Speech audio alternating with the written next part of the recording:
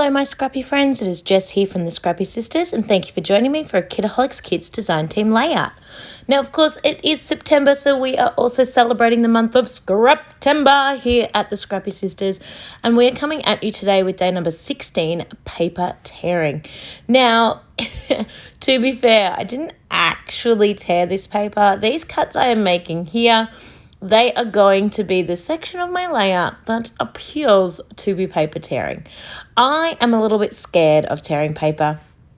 I have specific ideas in my head and I know if I tear my paper, I am not going to get it right. So I did cheat just a little bit and I did cut my paper first, but I am going to make it look a little bit paper torn-esque. So you can see here that I've just got a flat white sheet of paper as my background. It's actually just the back of the like 12 by 12 advertising, I suppose, or the sampler sheet that comes in the start of the pack of 12 by 12 papers. And as you can see here, I am messing up my edges, giving it a nice distress, and I want it to be really rough. This paper quality is beautiful. It is really, really thick. So in terms of roughing it up, it is so much fun and so easy because this is such a thick piece of paper. I can really go at it with my scissors to make it look super rough. And now I'm kind of giving it that sort of turned up look along the edge. So even though I haven't legitimately torn this paper, it still kind of has that feeling of being distressed, being ripped, being played around with. It doesn't have that beautiful clean edge that you would get if I had have just left it be cut. So as I said from the start, even though I am technically not tearing the paper, it still totally counts as paper tearing for this purpose of this prompt. If you are new to Scraptember, you will know that when we follow these prompts, they're really more like a motivational guideline. If you move away from the prompt or if the prompt gets lost along the way, that is totally fine. The point is that the prompt got you creating, and that is what the goal of Scraptember is, to get in there, to get creating, and to get having a little bit of fun. So I am using this super cute teapot cut file with the little floral accent there, and I've backed it in papers from the kit, as well as that lilac or lavender colour. Is just a plain flat colour from my stash. I just felt like with all the patterns going on, I needed something plain to kind of pull this all back together. I really wanted to use this striped paper in the background, as I have done, because it's almost a perfect match for the colour of the t-shirt that my son is wearing in the photo, so that works really well. You can see that I have popped foam all over the back of my cut file just so I can pop it up on foam. There are two purposes for that for me. One is to just give it that little bit of dimension, and the other reason is because I wanted to sit on top of this torn paper, and because I put that sort of folded over edge, I gave the paper a little bit of lift as well. So it just brings it to the same height as that paper that's sort of around it, if that makes sense. Obviously, the parts that I've put the corner of the teapot on top of is being pushed flat of that striped paper, but the bits of the paper that don't have the teapot on top are quite bent and quite folded high, so I really wanted the teapot and that folded paper to be at the same level. Excuse me. I have also popped on my third photo up on a little bit of foam and covering up the teapot just a little.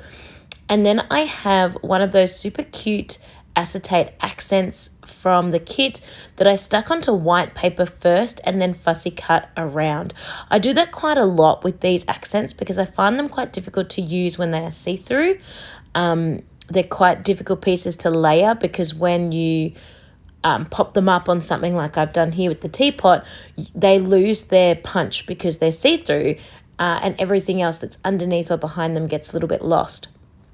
So I quite enjoy sticking them onto plain white paper and cutting them out. You could obviously use any paper. It could be black paper as well. You could even try a colour, but you'd have to be a little bit careful that the colour doesn't, obviously it's going to wash out and change the colours in the accent, but as long as it doesn't make it impossible to see, a colour would be fine as well.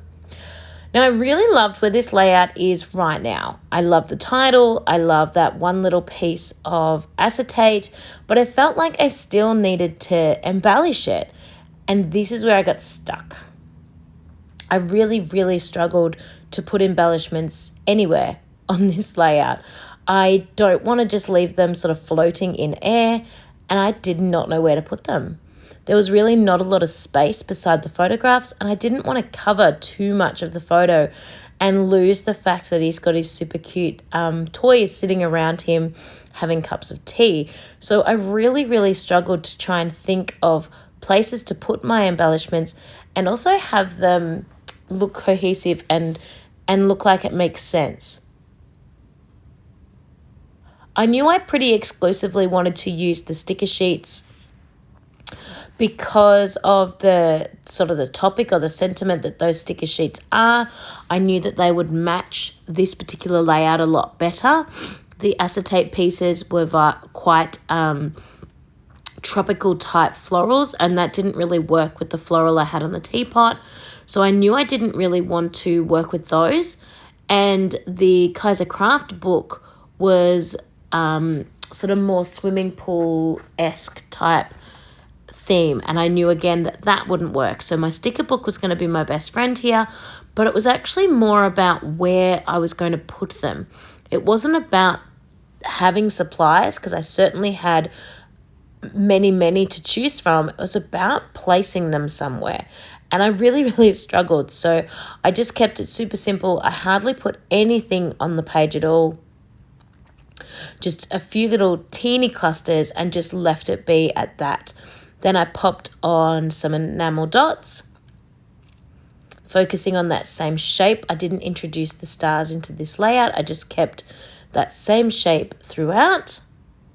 And then, of course, I finished it up with some splatters because I do love my splatters. So I hope you are playing along with our Scraptember series this year. Don't forget to check out that playlist. That playlist is where you are going to find all of the amazing videos that other people have created, and they're going to be so much fun to watch along and hopefully get you inspired to create. Don't forget there's also the hashtag Scraptember 2023, and again that will hopefully pull up just a whole bunch of amazing creations that just inspire you to get in there and give some of these prompts or just some creating a go, just to help you with your creative mojo. Thank you so much for watching this layout. I hope you have enjoyed it, and I cannot wait to see you again soon.